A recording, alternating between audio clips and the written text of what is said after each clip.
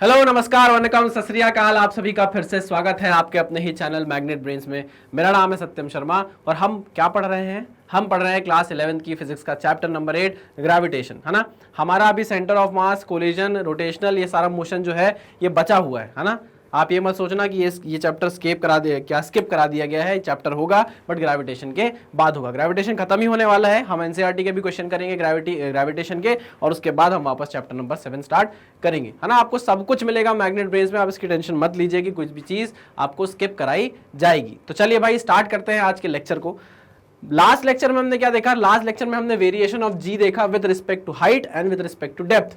मतलब जब आप अर्थ के सरफेस से दूर जाओगे तो जो जी की वैल्यू होगी वो कम होगी, है ना, inversely proportional to R square होगी। और जब आप डेप्थ को देखोगे तो जी की वैल्यू डेप्थ के साथ क्या होती है, मतलब अगर आप आर रेडियस मानो स्मॉल आर तो उससे डायरेक्टली प्रोपोर्शनल हो जाती है। तो आप जब अर्थ के सेंटर से अर्थ के सरफेस तक आते हो तो जी की वैल्यू बढ़ती है जी की वैल्यू बढ़ती जाती है, और सरफेस के आप जैसे ही ऊपर उठते हो तो जी की वैल्यू कम होने लग जाती है। अच्छा, क्वेश्चन आता है कि अर्थ के सेंटर पर जी की वैल्यू बताओ कितनी है, तो वहां पर जी की वैल्यू होती है 0। अच्छा, मैक्सिमम वैल्यू जी की कहां पर होती है, तो उसका आंसर होता है कि मैक्सिमम वैल्यू जी की होती है सर अर्थ के सरफेस पे। क्लियर बात है? कर चुके हैं ये सारी बातें? हाँ सर कर चुके हैं। चलिए भाई आज की क्लास को स्टार्ट करेंगे और वेरिएशन देखेंगे जी का किसके साथ? Shape of view, shape of अर्थ के साथ। किसके साथ देखेंगे? शेप ऑफ अर्थ के साथ। गाना जो था ना हमारा एक को, किसका था, कौन था उसका, वो सिंगर का तो नाम भूल गया मैं, लेकिन हाँ गाना तो था। तो हम ये देखने वाले हैं कि हमारी अर्थ के शेप के साथ जी की वैल्यू कैसे चेंज करती है। तो मेरी बात ध्यान से सुनना, कितना परफेक्ट फिगर बना है अर्थ का। ऐसे ही कुछ फिगर होता है, ऐसे ही कुछ हमारी ज्योमेट्री होती है, किसकी शेप होता है, किसका, हमारी अर्थ का। अगर आप ध्यान से देखो तो एक ये सर्कल नहीं है, ये परफेक्ट सर्कल नहीं है, सर्कल को थोड़ा सा क्या कर दिया गया है, ऊपर से पिचका दिया गया है ना। तो अगर आप देखो तो इसकी दो रेडियस बनती है, एक बनती है ये रेडियस और एक बनती है ये रेडियस, ठीक है ना।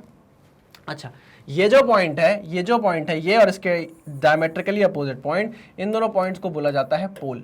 क्या बोला जाता है? पोल। और ये जो पॉइंट है, पॉइंट ये वाला और एक पॉइंट ये वाला, इन पॉइंट को बोला जाता है इक्वेटर। क्या बोला जाता है? इक्वेटर, है ना।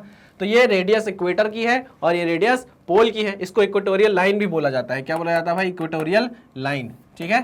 चलो चले मितवा, इक्वेटोरियल लाइन, इक्वेटोरियल लाइन, ठीक है ना। स्पेलिंग वेलिंग हो सकती है अंग्रेजी में थोड़ी दिक्कत हो, लेकिन बात यही है कि दो रेडियस हम मेजरली देखते हैं अपनी अर्थ की, एक ये आर ई और एक ये आर पी, ठीक है ना। अब आप जानते हो यार सिंपल सी बात कि जो स्मॉल जी होता है वो क्या होता है? Capital G M upon R square के बराबर। किसके बराबर? आर स्क्वायर के बराबर, है ना।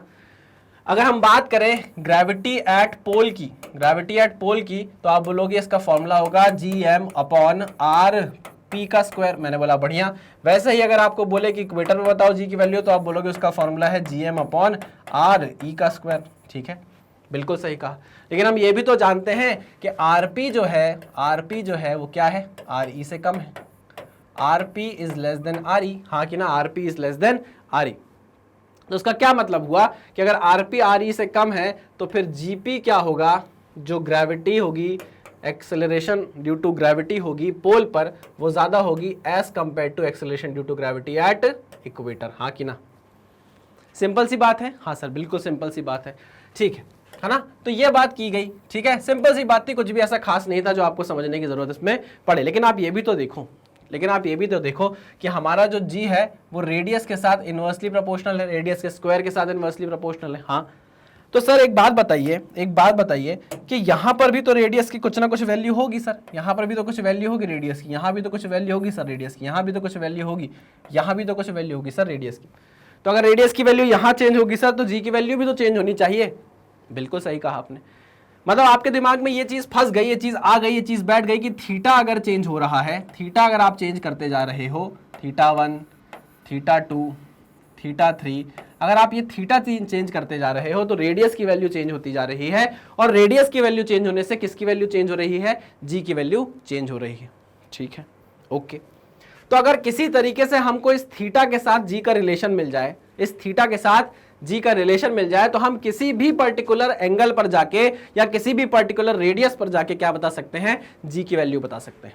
इसको दूसरे तरीके से ऐसे भी देखा गया कि जब बात की गई ग्रेविटी की, एक्सेलरेशन ड्यू टू ग्रेविटी की बात की गई, तो ये बोला गया कि आपने ये बोला कि अर्थ की दो रेडियस है, एक इक्वेटर वाली और एक पोल वाली, बिल्कुल सही मेजर, एक पोल वाली और एक इक्वेटर वाली। यार एक तो सबसे बड़ी है और एक सबसे छोटी है, ये दो चीजें तो आप देखते हो है ना।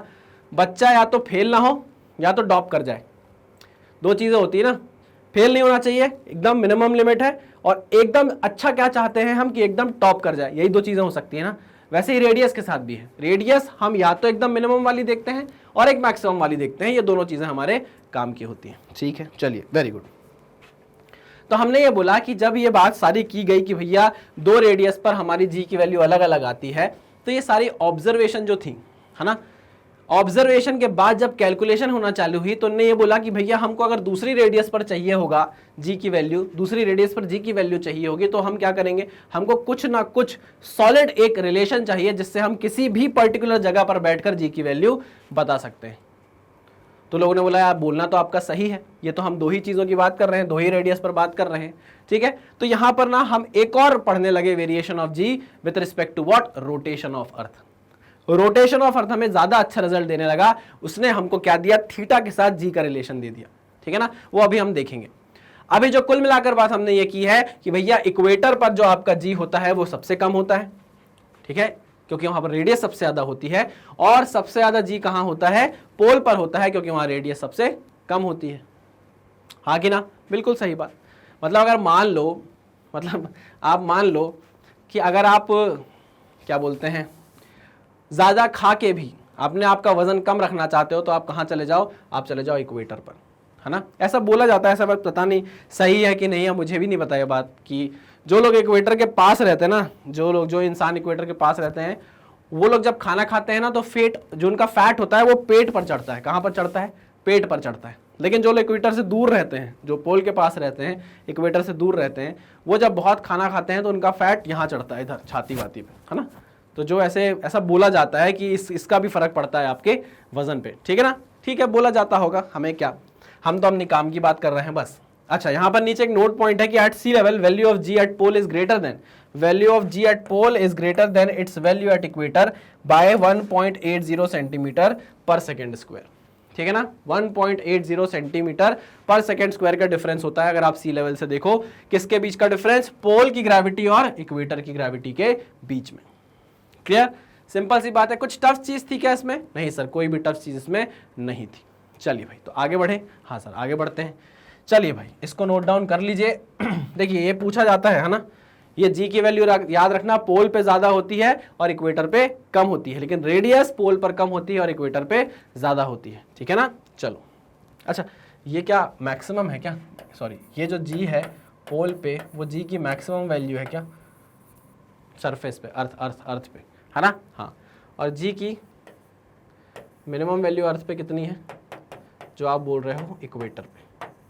किस पे, इक्वेटर पे। क्यों, रेडियस ऑफ इक्वेटर क्योंकि सबसे ज्यादा है। इन दोनों रेडियस को अगर हम कंपेयर करें तो, हाँ, अगर इसके ऊपर चले जाएंगे तो बात की बात है, अर्थ सरफेस के ऊपर चले जाएंगे तो फिर अलग चीज है, उसका रिलेशन हमारे पास है, उससे हम जी की वैल्यू निकाल सकते हैं, जी डैश की वैल्यू हम निकाल सकते हैं। ठीक है, चलो आ जाओ भाई, इसको करता हूं मैं इरेज, आगे बढ़ते हैं नेक्स्ट वेरिएशन पे। नेक्स्ट वेरिएशन क्या है, variation of g with rotation of earth. Very important, very important. अब यहां जो बातें की जाएंगी वो आपको शायद फील भी होंगी और आपको कुछ नया भी पता चलेगा, जरा देखेंगे क्या।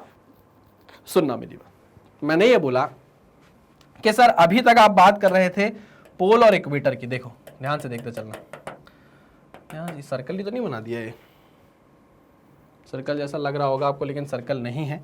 ये बात आप मेरे भरोसे पर छोड़ दीजिए, क्योंकि आपको मेरी आंखों में क्या दिख रही होगी, सच्चाई दिख रही होगी कि नहीं दिख रही होगी, दिख रही होगी। ओहो हो, ठीक है, चलो, ये है, मान लिया हमने सेंटर हमारे अर्थ का। ठीक, यहां से लेके यहां तक है भैया हमारा क्या, पोल, इक्वेटर, और यहां से यहां तक हमारा क्या है भाई, पोल। ठीक है, मेरी बात ध्यान से सुनना। इस अर्थ के पास है इसका रोटेशन ओमेगा, अर्थ क्या कर रही है भाई, रोटेट कर रही है ओमेगा से, ओमेगा एंगुलर वेलोसिटी से क्या कर रही है, रोटेट कर रही है। चलो थोड़ा सा पीछे चलते हैं, थोड़ा सा सोचते हैं। जब हम पढ़ रहे थे सूडो फोर्स, क्या पढ़ रहे थे, सूडो फोर्स। जब भी कोई चीज रोटेशन में होती है, क्या है, जब भी कोई चीज ऐसे रोटेशन में होती है, उस पर एक फोर्स लगता है, उस पर एक फोर्स लगता है। नहीं आई बात समझ में, अरे भाई जब आप कार में रहते हो, कार से आप जा रहे हो और कार से आपने एकदम से टर्न लिया तो आपको एक फोर्स महसूस होता है जो आपको बाहर की तरफ फेंकता है, हाँ कि ना। या आप कोई चक्री ले लो, कोई चक्री ले लो, ऐसी चक्री सी है, ऐसी चक्री सी है, उस चक्री पर क्या रख दो, एक सिक्का रख दो। अरे बाबा ये देखो ऐसी चक्री है ना, और इस चक्री के पास भारी सा सिक्का रख दो। ये क्या है, सिक्का है भारी सा। और इस चक्री को यहाँ पे आपने सेंटर से क्या किया हुआ है, पिन किया हुआ है, हिंज किया हुआ है ना, और क्या कर रहा है, उसको ऐसे घुमा रहे हो। तो आपने जब इसको घुमाया, इसे घुमाया तो क्या होगा, इस पर बाहर की तरफ क्या लगेगा, फोर्स लगेगा। लगेगा कि नहीं लगेगा, बिल्कुल। और इस फोर्स को आपने क्या बोला था, इस फोर्स को आपने सूडो फोर्स बोला था, और इसका नाम सूडो फोर्स नाम था इसका, और इसको हम प्यार से क्या बुलाते थे, सेंट्रीफ्यूगल फोर्स बुलाते थे। याद है पक्का 100%? हाँ सर। नॉन इनर्शियल फ्रेम की जब हम बात करते थे तब हम सूडो फोर्स की बात करते थे। अच्छा, मान लीजिए ये अर्थ है और ये घूम रही है ओमेगा से, क्योंकि इसमें क्या है, रोटेशन है। क्या है इसमें, रोटेशन है। तो आपको ऐसा लग रहा होगा कि मान लीजिए अगर कोई मास है या अगर कोई बॉडी है यहां पर, मान लीजिए कोई बॉडी है यहां पर, तो इस बॉडी को क्या बाहर की तरफ कोई सूडो फोर्स महसूस होगा जिसको आप सेंट्रीफ्यूगल फोर्स बोलोगे, हाँ कि ना? हाँ सर, होगा, बिल्कुल होगा। सेंट्रीफ्यूगल फोर्स बोलोगे, बिल्कुल सही कहा। और जब ये मास आपने अर्थ के सरफेस पर रखा तो इस मास को अर्थ अपने सेंटर की तरफ भी अट्रैक्ट कर रहा होगा mg से। कोई गलत बात बोली क्या मैंने? नहीं सर, कुछ भी गलत नहीं कहा आपने। ठीक है, ठीक है, यहां तक हमको बात समझ में आई। जब ये मास रोटेशन कर रहा था तो कुछ उसने ऐसा रोटेशन किया। ठीक, अब मैं दूसरा मास कंसिडर करता हूं, ठीक है ना। मैं कोई दूसरा मास उठाता हूं दूसरे कलर का। किस कलर का उठाऊं, किस कलर का उठाऊं? बैगनी कलर का उठाऊं क्या? हाँ चलो बैगनी कलर का उठाता हूं। चलो, इस मास को मैंने यहां कहीं रख दिया, ठीक है ना, यहां पर रख दिया इस मास को। ठीक, अब ये मास भी क्या कर रहा है, घूम रहा है। ऑब्वियस सी बात है, अर्थ के सरफेस पे रखा है। ऐसा कभी हो सकता है क्या कि मैं अर्थ के सरफेस पे हूं और मेरे जो घर वाले हैं वो भी अर्थ के सरफेस पर है, लेकिन मैं अर्थ के सरफेस पर रहकर घूम रहा हूं लेकिन मेरे घर वाले नहीं घूम रहे? ऐसा कभी हो सकता है क्या? नहीं, बिल्कुल नहीं हो सकता। अगर आप अर्थ के सरफेस पे हो और अगर अर्थ ओमेगा से घूम रही है तो ऑब्वियस सी बात है कि आप भी क्या कर रहे होगे, रोटेशन कर रहे होगे। आपको महसूस नहीं हो रहा होगा, आपको महसूस नहीं हो रहा होगा। क्यों सर, हमको क्यों महसूस नहीं हो रहा होगा कि ओमेगा होने के कारण भी हम घूम रहे हैं? इसके बारे में भी हम बात अभी करेंगे। तो चलो, मैं ये बोल रहा था कि इसी मास को मैंने यहां पे ऑब्जर्व किया, उसके बाद इस मास को मैंने यहां रख दिया। कहां पर? एक थीटा एंगल पर। कहां पर? एक थीटा एंगल पर जाकर रख दिया, ठीक है ना। अब ये मास भी घूमेगा तो ये मास कुछ अपना ऐसा सर्कल बनाएगा, हाँ कि ना? ऐसा बनाएगा, हाँ बिल्कुल बनाएगा सर। ठीक, अच्छा, और इस मास को अर्थ अपने सेंटर की तरफ अट्रैक्ट करेगी mg से? हाँ सर, बिल्कुल करेगी, बिल्कुल करेगी। अब मुझे बताओ, इस पर सेंट्रीफ्यूगल फोर्स ऐसा लगेगा कि सेंट्रीफ्यूगल फोर्स ऐसा लगेगा?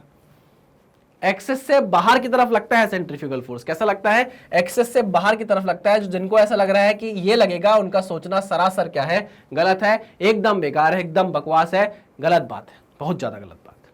ठीक, तो मैं आपको यहां बता रहा हूं कि इस मास पर लगने वाला है एक तो फोर्स ऑफ ग्रेविटी, है ना, ग्रेविटेशनल पुल, जिसको आप वेट बोलते हो कि नहीं।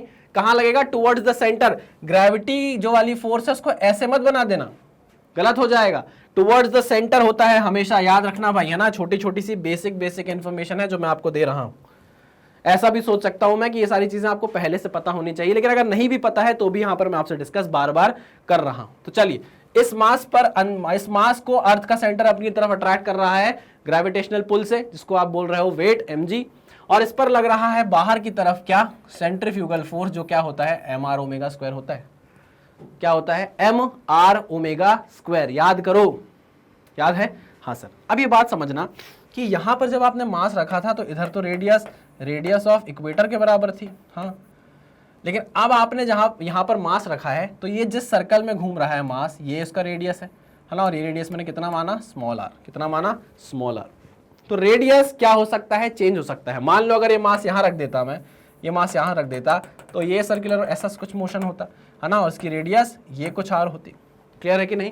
तो आर की वैल्यू क्या हो सकती है, चेंज हो सकती है। मास कहां रखा है उस पर डिपेंड करता है। तो मैंने मास कहां रखा, इस आर ई से, इस इक्वेटर से थीटा डिग्री के एंगल पर यहां रख दिया, ठीक है ना। इस मास को अर्थ का सेंटर mg से अट्रैक्ट कर रहा है और इस पर लग रहा है सेंट्रीफ्यूगल फोर्स बाहर की तरफ। थोड़ा दिमाग से सोचना, थोड़ा सा सोचना, बस ज्यादा नहीं, थोड़ा सा सोचना। ये वो मास है, इस पर लग रहा है बाहर की तरफ mr ओमेगा स्क्वायर और लग रहा है सेंटर की तरफ क्या, mg। मैंने अभी आपसे एक क्वेश्चन किया था कि आप अर्थ के सरफेस पर बैठे हो लेकिन आपको तो फील ही नहीं हो रहा है कि आप रोटेशन में हो, आप ऐसे घूम रहे हो, है ना। जैसे अगर आप कोई झूले में जाओ और झूला ऐसे ऐसे घूमे तो आपको फील होता है कि अरे हम तो बाहर की तरफ गिर रहे हैं। एक बार ऐसा हुआ था कि हम लोग 3 दोस्त थे, है ना, हम लोग 3 दोस्त झूले में गए। तो झूले में क्या होता था, पहले तो पैसे होते नहीं थे, है ना, तो हम लोग एक ही झूले में 3 लोग घुस के बैठ गए, छोटे छोटे थे, 3 लोग समा गए, ठीक। लेकिन झूले में जस्ट बैठने से पहले मेरे जो बीच वाला दोस्त था उसने क्या खा ली, वो नहीं आती थी स्वीटी सुपारी आती थी बचपन में, है ना, वो खा ली, ठीक। आप झूले में चलना चालू किया, झूला चल रहा है चल रहा है चल रहा है, झूले ने स्पीड पकड़ी, अब उसको वॉमिट सेंसेशन होने लगा, उल्टी ऐसा लग गया उसको, और उसने खाई क्या थी, स्वीटी सुपारी, बढ़िया। जैसे जैसे स्पीड तेज हुई उसकी और वॉमिट सेंसेशन बढ़ता गया, और उसने और ये चलते झूले में क्या कर दी, उल्टी कर दी। जैसे ही उसने उल्टी करी, उल्टी बाहर निकली, उस पर फोर्स लगा, सूडो फोर्स लगा, और वो उल्टी कहाँ गई, सीधे हम दोनों के मुंह में, ऐसे। तो हम लोगों ने धीरे धीरे करके क्या किया, जो स्वीट सुपारी थी वैसे अपने चेहरे से हटाई, है ना। इंसिडेंट याद आ गया, बताओ, सेंट्रीफ्यूगल फोर्स के चक्कर में। तो चलो भाई, यहां हमको ये बात समझ में आ गई कि यार झूले में तो ओमेगा हमको समझ में आ रहा था लेकिन अर्थ पर नहीं आता, क्यों। देखो, ओमेगा का अगर आपको फॉर्मूला पता है तो ठीक है, नहीं पता है तो देख लो भाई, 2π/t फॉर्मूला होता है ओमेगा का, ठीक है ना। अच्छा, 2π/t। अब जो टाइम पीरियड है एक दिन में चक्कर लग जाता है, एक दिन में एक रोटेशन हो जाता है पूरा, 24 घंटे लगते हैं, हाँ सर ठीक है। 1 घंटे में कितने मिनट, 60 मिनट। 1 मिनट में कितने सेकंड, 60 सेकंड। तो हम बोल सकते हैं omega is equal to 2π/24 into 3600। अच्छा, अब मुझे ये बताओ कि ये 2π है डिवाइडेड बाय इतनी बड़ी वैल्यू है, इतनी बड़ी वैल्यू है, तो ओमेगा क्या होगा, ओमेगा क्या होगा, बहुत कम होगा। ओमेगा क्या होगा, बहुत कम होगा, वेरी वेरी वेरी लेस होगा, बहुत कम होगा। होगा कि नहीं होगा। तो जब ओमेगा बहुत ज्यादा कम है तो ऑब्वियस सी बात है कि आपको फील ही नहीं होगा कि आप रोटेशन में हो, और साथ ही साथ ये जो सेंट्रीफ्यूगल फोर्स होगा ये भी तो बहुत कम हो जाएगा, नहीं, क्योंकि देखो मास किसका, हमारा या किसी बॉडी का, ठीक। रेडियस चलो बड़ी है हमने मान लिया, लेकिन अब ओमेगा है, ओमेगा कितनी छोटी वैल्यू है, लेकिन ओमेगा का स्क्वायर है तो वो वैल्यू और ज्यादा छोटी हो जाएगी। क्या हो जाएगी, वैल्यू और ज्यादा छोटी हो जाएगी, हाँ कि ना। समझ रहे हो मेरी बात कि नहीं समझ रहे हो, बिल्कुल समझ रहे हैं सर, कि ओमेगा बहुत छोटा था और छोटा होने के साथ साथ उसका स्क्वायर भी हो गया, ऊपर से मास भी किसी ऑब्जेक्ट का छोटा है एज कंपेयर टू अर्थ, तो यहां पर जो सेंट्रीफ्यूगल फोर्स जनरेट होने वाला है वो भी बहुत ज्यादा छोटा होता है ना। ठीक है, तो हम यहां पर लिखते हैं FC is the centrifugal force, है ना, FC is the centrifugal force, extremely small, very small लिखता हूँ, है ना, वेरी स्मॉल मैग्नीट्यूड का, है ना, वेरी स्मॉल मैग्नीट्यूड का होता है। ठीक है सर, ओके, हमको बात समझ में आ गई। अब सुनो, mg क्या है, एक वेक्टर क्वांटिटी है। mg क्या है, एक वेक्टर क्वांटिटी है। सेंट्रीफ्यूगल फोर्स भी क्या है भाई, एक वेक्टर क्वांटिटी है। सेंट्रीफ्यूगल फोर्स भी क्या है भाई, एक वेक्टर क्वांटिटी है कि नहीं, मानते हो। हाँ सर मानते हैं। तो भैया एक फोर्स ये, एक फोर्स ये, आपको निकालना है इसका रिजल्टेंट, तो चाहिए इनके बीच का क्या, एंगल। चाहिए कि नहीं चाहिए, बिल्कुल चाहिए। आओ जरा ध्यान से देखो, अगर मैं इसको यहाँ पर एक्सटेंड करूँ तो आप देख सकते हो कि एंगल कितना है, थीटा है। अगर ये थीटा तो ये थीटा, तो ये एंगल कितना, this angle is 180 minus theta. ठीक है, पुट कर दूं यहाँ पर, तो देखो ये कितना एंगल हो गया, 180 माइनस थीटा। कोई प्रॉब्लम, कोई दिक्कत, कोई परेशानी नहीं सर, कोई परेशानी नहीं। बस अब क्या करना है आपको, देखो मेरी बात समझो, मेरी बात समझो। ये वो मास था जो अर्थ के सरफेस पे हमने लिया था किसी थीटा डिग्री के एंगल पर, कहां से, इक्वेटर से, ठीक है ना। इस मास को अर्थ का सेंटर अपनी तरफ अट्रैक्ट कर रहा था ग्रेविटेशनल पुल से, जिसको आप वेट बोल रहे थे, और क्योंकि रोटेशन था अर्थ में, तो इस ऑब्जेक्ट पर, इस मास पर क्या लग रहा था, सेंट्रीफ्यूगल फोर्स। भले ही बहुत छोटा था लेकिन लग तो रहा था। ठीक है, अब ये भी एक वेक्टर क्वांटिटी, ये भी एक वेक्टर क्वांटिटी, ये भी एक फोर्स, ये भी एक फोर्स। इन दोनों के बीच का एंगल हमने पता कर लिया 180 माइनस थीटा। क्या आप इनका रिजल्टेंट पता कर सकते हो? आप बोलोगे हाँ सर पता कर सकते हैं, और वो रिजल्टेंट सर कुछ ऐसा आ जाएगा।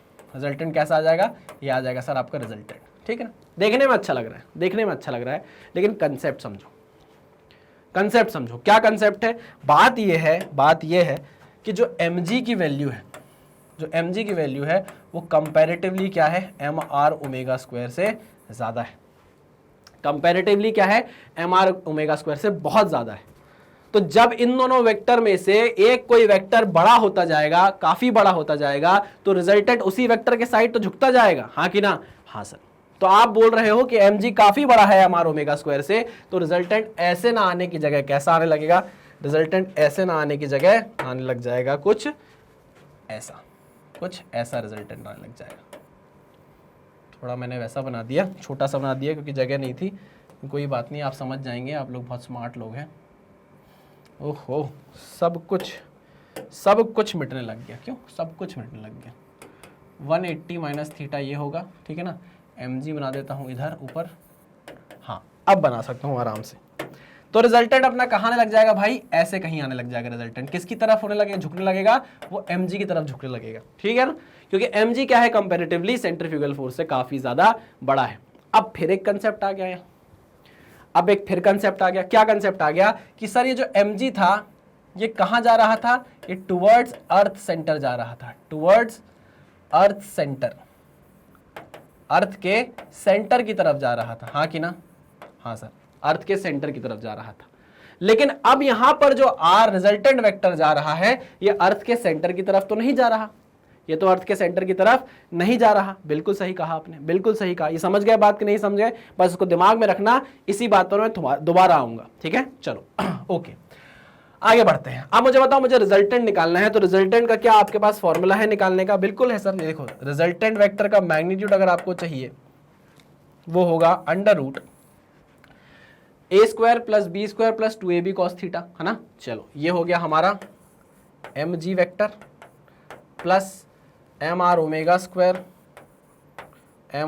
स्क्वायर का square, okay okay okay okay okay okay, plus 2ab cos theta plus 2ab cos theta.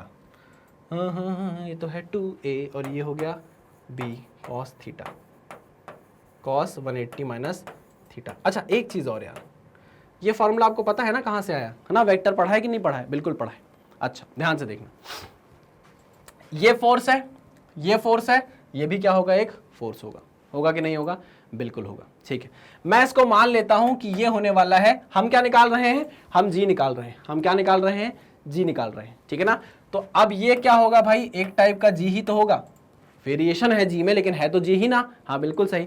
तो अब जो वेट हमारे पास निकलेगा वो mg डैश से निकलेगा। किससे निकलेगा? mg डैश से निकलेगा। क्लियर बात है? हाँ सर क्लियर बात है। चलो एक चीज और समझ लेते हैं, फिर इसको सॉल्व करेंगे।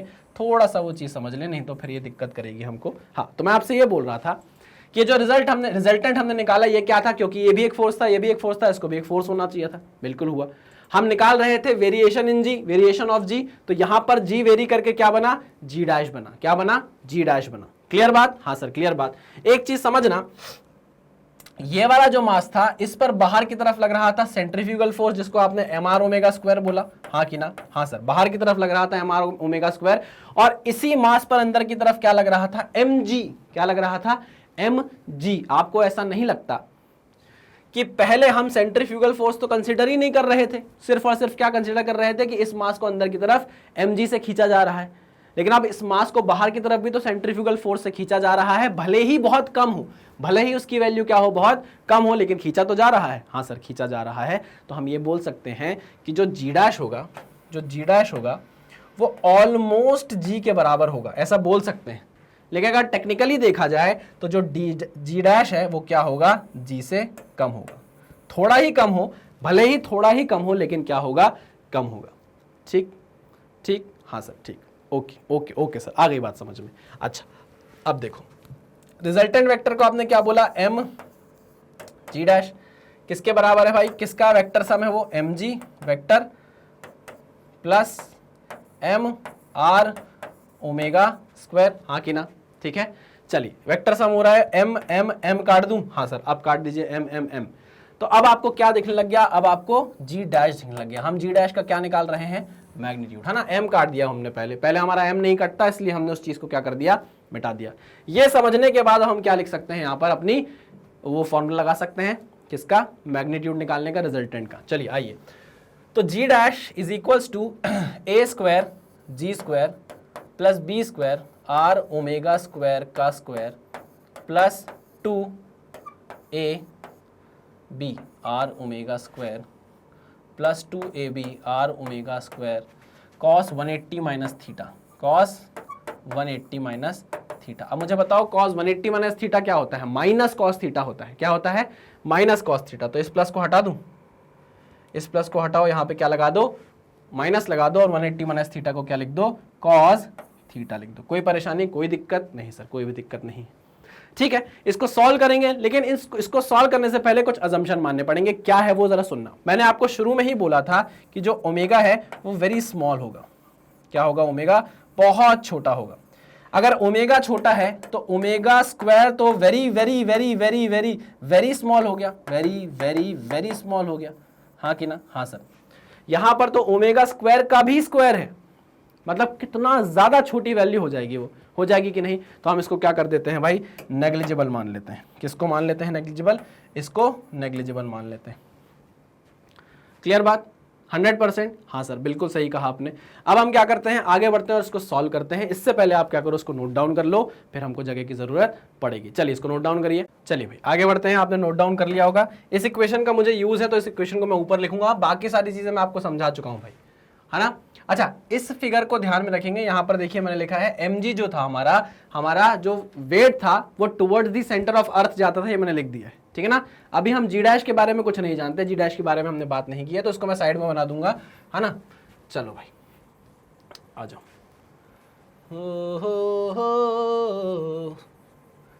चलिए, तो मैं ये बोल रहा था कि ये मास था हमारा, इस मास पर बाहर की तरफ लग रहा था एम आर ओमेगा स्क्वायर, और अंदर सेंटर की तरफ लग रहा था एम जी। ठीक है ना? एंगल था 180 माइनस थीटा। ठीक, और जो रिजल्टेंट आया था वो आया था एम जी डैश। ठीक है ना? चलिए, ये जो एम जी था ये कहाँ था? टुवर्ड्स द सेंटर ऑफ अर्थ था। ठीक है, याद होगा आपको, ये सारी चीजें मैं आपसे डिस्कस कर चुका हूँ। चलो, अरे यार इक्वेशन का काम था, मैंने पहले ही बोला था, आपने याद नहीं दिलाया। चलो चले, यहाँ से बाहर लग रहा है सेंट्रीफ्यूगल फोर्स, है ना? F C is equals to M R omega square. अब यहाँ पर क्योंकि आर रेडियस है हमारी, आर ई, इसको आर ई मान लो। ठीक है, चलिए अब इस इक्वेशन को मैं ऊपर जरा लिख लूँ। आइए, g dash is equals to under root g square minus two g are omega square cos theta, are omega square cos theta. ठीक है ना? अब थोड़ा सा इसको ना सिंप्लीफाई करेंगे, ध्यान से देखिएगा। मैं क्या करता हूं, देखो यहां पर जी स्क्वायर है, जी स्क्वायर अगर मैं बाहर निकाल लूं तो रूट लग के क्या बाहर निकलेगा? जी बाहर निकलेगा। लेकिन यहां पर जी स्क्वायर नहीं है, तो क्या करूं भाई मैं? इधर जी स्क्वायर अगर मुझे बनाना है तो मुझे क्या करना पड़ेगा? ऊपर नीचे जी का मल्टीप्लाई करना पड़ेगा। ऊपर जी का मल्टीप्लाई किया, स्क्वायर बना, नीचे जी का मल्टीप्लाई किया, जी आ गया। ठीक, अब जी स्क्वायर यहाँ है, जी स्क्वायर यहाँ है, बाहर ले आओ रूट के। ठीक है, ले आओ सर, आपकी मर्जी है, अब इतना खेल कूद कर रहे हो तो करो। ये जी मैंने बाहर निकाल लिया, अंडर रूट क्या बचा? 1 minus 2 g square R omega square cos theta divided by, नहीं जी स्क्वायर तो चला गया ना बाबा, 2, ओहो जी स्क्वायर चला गया तो क्या बचा? 2 r omega square cos theta by g. ठीक है ना? हाँ, अब सही बोला सर आपने।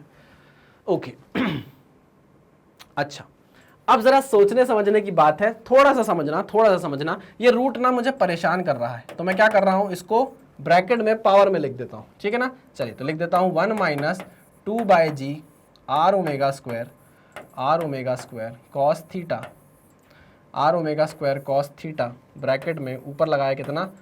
1/2। कोई प्रॉब्लम इस बात से? नहीं सर, कोई प्रॉब्लम नहीं है इस बात से। अच्छा, अब यहां पर देखो आर ओमेगा स्क्वायर है, क्या है? आर ओमेगा स्क्वायर है। मैंने आपको पहले ही बताया था ओमेगा बहुत छोटी वैल्यू है, ओमेगा स्क्वायर तो और ज्यादा छोटी वैल्यू होगी, हाँ ना? हाँ, ठीक है।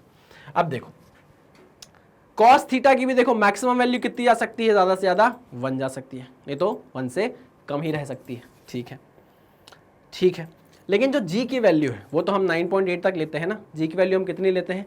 9.8 तक लेते हैं। तो आप ये देखो कि ये जो पूरी वैल्यू है ये क्या आने वाली है? 1 से कम आने वाली है। क्या आने वाली है भाई? ये वैल्यू 1 से कम आने वाली है। ठीक है ना? तो हम जानते हैं अपनी बायनोमियल की थोड़ी बहुत नॉलेज से कि भैया अगर 1 माइनस एक्स की पावर n लिखा हुआ है और आपका x बहुत कम है 1 से, क्या है, बहुत छोटा है 1 से, तो आप क्या लिख सकते हो, आप लिख सकते हो सीधे सीधे 1 माइनस nx लिख सकते हो कि नहीं, लिख सकते हो कि नहीं, हाँ सर लिख सकते हैं। ठीक है, अगर आप जानते हो, मैं इसको साइड में लिख देता हूं, नहीं तो हमारा नोट्स डिस्टर्ब होंगे। मैंने ये बोला कि अगर 1 माइनस एक्स की पावर n है और हम जानते हैं कि x बहुत छोटा है किससे, 1 से, तो हम लिख सकते हैं इसको 1 माइनस एक्स nx। ये क्या है, बाइनोमियल की थोड़ी सी नॉलेज है, मैंने आपको जब एक 5 घंटे का वीडियो बनाकर दिया है, आप जाकर देखेंगे, उस 5 घंटे के वीडियो में मैंने ये चीज़ आपको बताई है।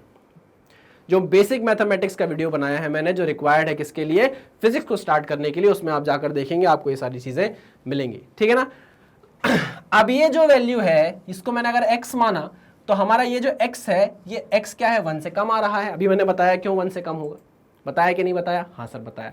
तो हम क्या लिख सकते हैं, हम इस 1/2 को आगे लेकर आ जाएंगे और लिख सकते हैं इसको g dash is equal to g 1 minus 2 times of 2/g of R omega square cos theta.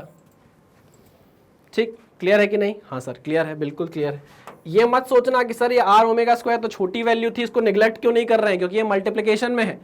अगर एडिशन वेडिशन में होता तो निगलेक्ट कर सकते थे, लेकिन अभी क्या है, मल्टीप्लिकेशन में है, इसलिए यहां से इसको निगलेक्ट नहीं किया जा सकता। ठीक है ना, चलिए ओके, एक मिनट, 1/2 होना चाहिए ना, तो ये कितना होगा, 1/2 होगा। 2 से क्या कट गया, 2 कट गया, क्या बचा, g dash is equals to g bracket में 1 minus are omega square by g cos theta.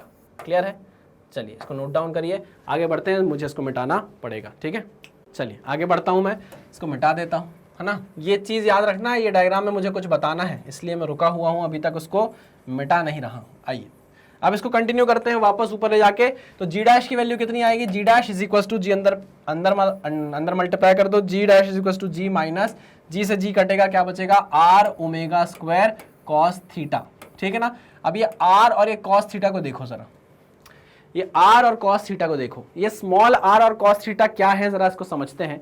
देखो आपने यहाँ पर क्या बनाई थी, अपनी अर्थ बनाई थी, है ना। अर्थ पर आपने यहाँ पर कहीं क्या ले लिया था, अपना मास ले लिया था, ये अर्थ का सेंटर था। ठीक है ना, अर्थ के सेंटर की तरफ mg लग रहा था, याद करो। और इसको आपने क्या बोला था, स्मॉल r बोला था कि नहीं बोला था, हाँ सर बोला था। इस एंगल को आपने क्या बोला था, थीटा बोला था, हाँ सर थीटा बोला था।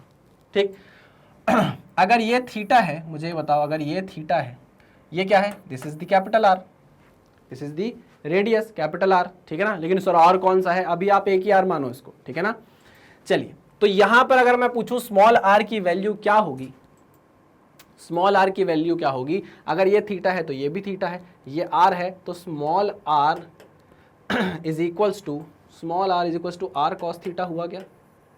अरे हाँ, अब इस r को क्या करो भाई, स्मॉल r की वैल्यू यहाँ पुट कर दो, कोई बड़ी भारी बात है क्या, नहीं है सर। ये देखो g dash is equals to g minus r की जगह क्या पुट कर दो, कैपिटल R कॉस थीटा, तो ये क्या हो जाएगा, r omega square cos square theta.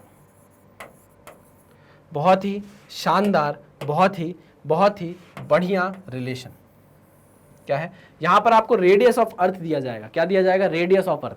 अब यहाँ इक्वेटर पोल की बात नहीं की जाएगी, यहां पर आपको रेडियस ऑफ अर्थ दिया जाएगा, ये वही रेडियस ऑफ अर्थ है, कैपिटल R। ठीक है मेरी बात ध्यान से सुनो, ओमेगा छोटी वैल्यू थी, ओमेगा स्क्वायर बहुत छोटी वैल्यू है। ठीक है ना, इसलिए जो माइनस होने वाली चीज है ऑलरेडी बहुत ज्यादा छोटी है, जी से जो फैक्टर माइनस हो रहा है वो वैसे भी छोटा है ना, उसका स्क्वायर कर दिया गया तो और छोटा हो गया, ऊपर से कॉस थीटा के साथ, कॉस थीटा के स्क्वायर के साथ मल्टीप्लाई हुआ है तो और छोटी वैल्यू होगी। लेकिन आप ये देखो जी डैश जो है वो जी से तो छोटा है, लेकिन लगभग बराबर हो सकता है, बहुत थोड़ा सा डिफरेंस होता है जी और जी डैश में। ठीक है ना, इसको आप बुक्स में जी इफेक्टिव भी देखोगे, है ना, जी डैश को बुक्स में जी इफेक्टिव लिखा रहता है। ठीक है ना, जी इफेक्टिव लिखा रहता है। ठीक, चलिए तो चलिए बात करता हूं मैं अब थोड़ी सी और ज्ञानवर्धक बात करता हूं आपसे।